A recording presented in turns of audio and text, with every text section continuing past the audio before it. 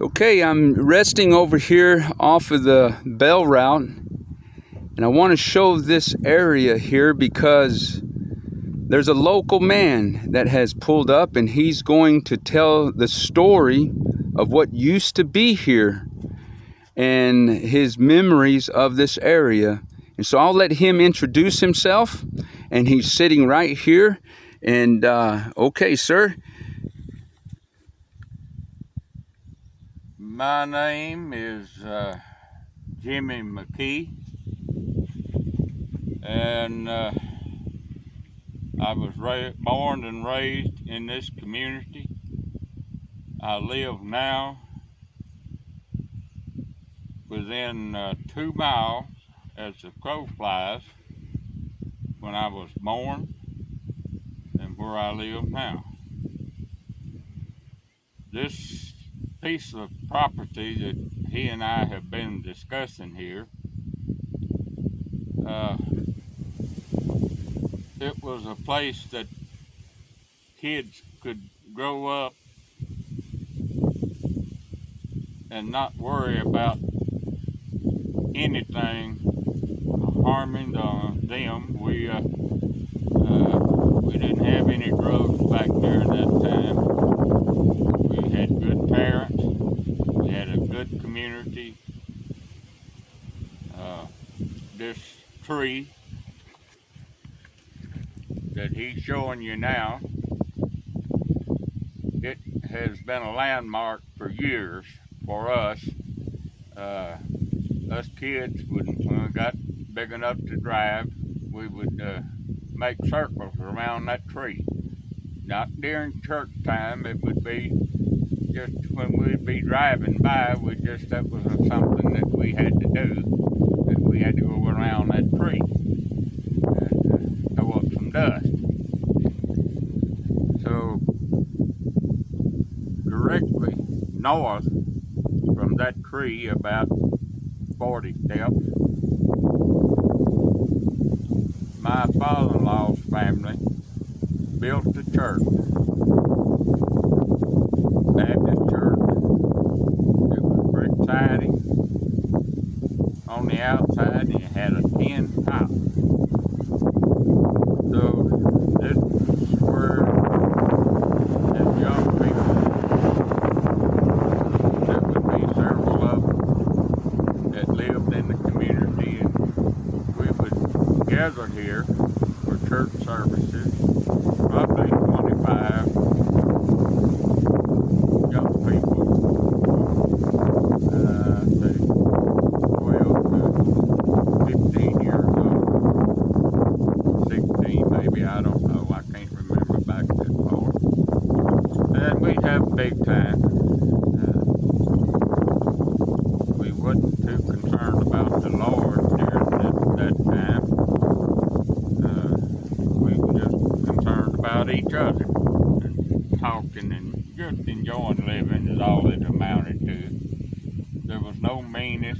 You could have left $100 bill laying out there, and if someone found it, they would try to find who it belonged to. Which nobody had $100 back then, but that was just the way it would have been. So anyway, this property belonged to this young man that sat beside of his great-grandpa at that time, and that we built the church, or my father-in-law and his family built the church. And through the years, as it went by, my father-in-law bought this whole property out here where these picnic tables that are at. We would have a barbecue the 4th of July. This boy's grandpa would furnish a goat every year for us to barbecue. We'd just dig a hole in the ground, put a wire across it, and we would have a whole community come in and celebrate the 4th of July. Now, where the old church was out there, my brother-in-law had a traco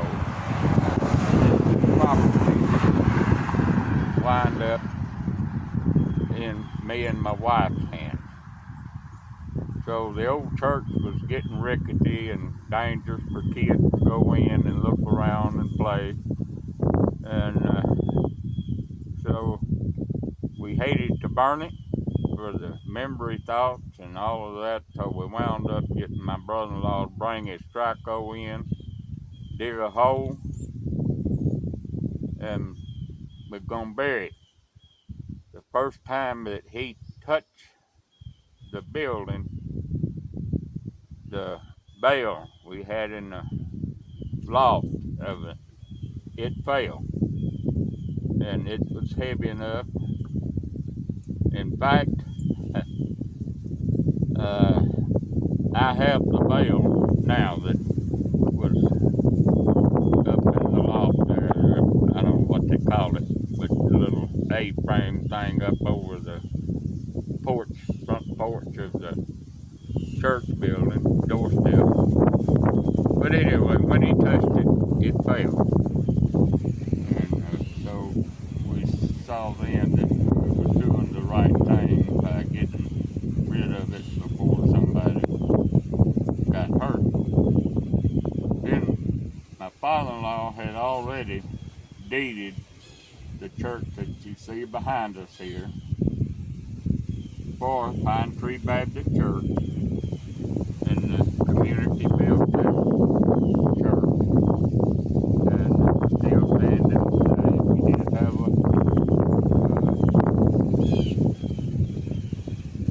what do you call it when the preacher comes and pays Parsonage? parsonage. We did have a parsonage, and some of the kids got out there after the preacher had moved out later and fiddling around, and they caught it on fire and it burnt down. So that ended that story, and it's deeded to Pine Tree Baptist Church. And I myself, I'm a member of that church, have been since 1989. And so it's meant a lot to me, a lot of memories.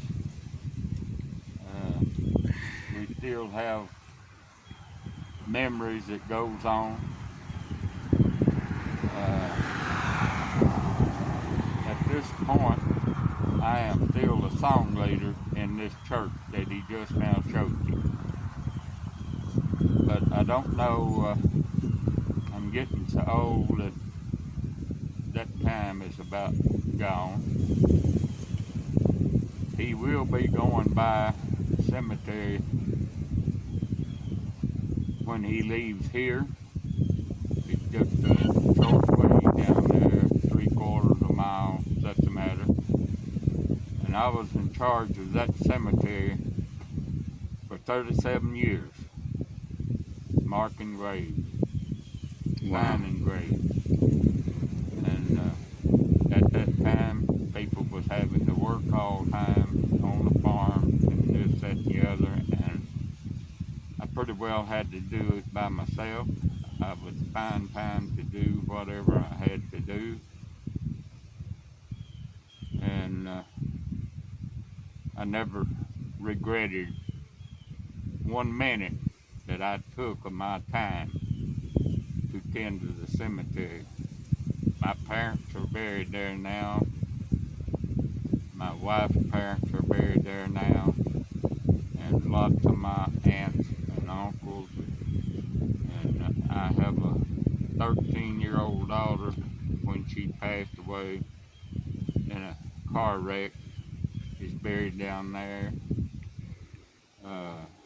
Her name is on the headstone that we have for me and my wife, and it's got Heather there beside us, all three of us on one stone. Wow. And I have another daughter that is buried there. She had heart problems, and after the surgery something happened. We don't know what. But she had a daughter. And when my daughter passed away, she was was at my house with her daughter. And so we've had this granddaughter ever since she passed away. And she has been a blessing to us because we were getting old and she brought back life to our home. That's good. So, I don't know what all he would show down here at the cemetery. He would probably get to Barney Charles Cemetery is the name of the place. And there's probably some soldier that is buried down there when this trail appears. Some Indians marched through this road, 306.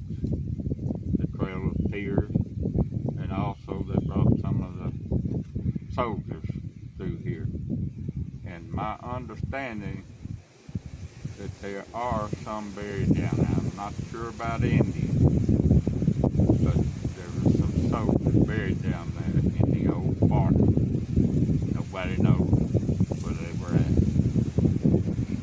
But anyway, I guess I've taken up enough time.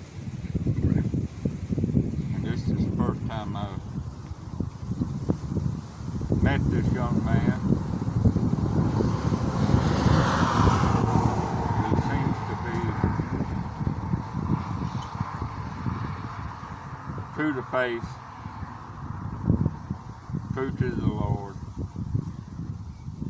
and committed to what he is doing. I thank y'all very much that hears this video. Thank you, sir.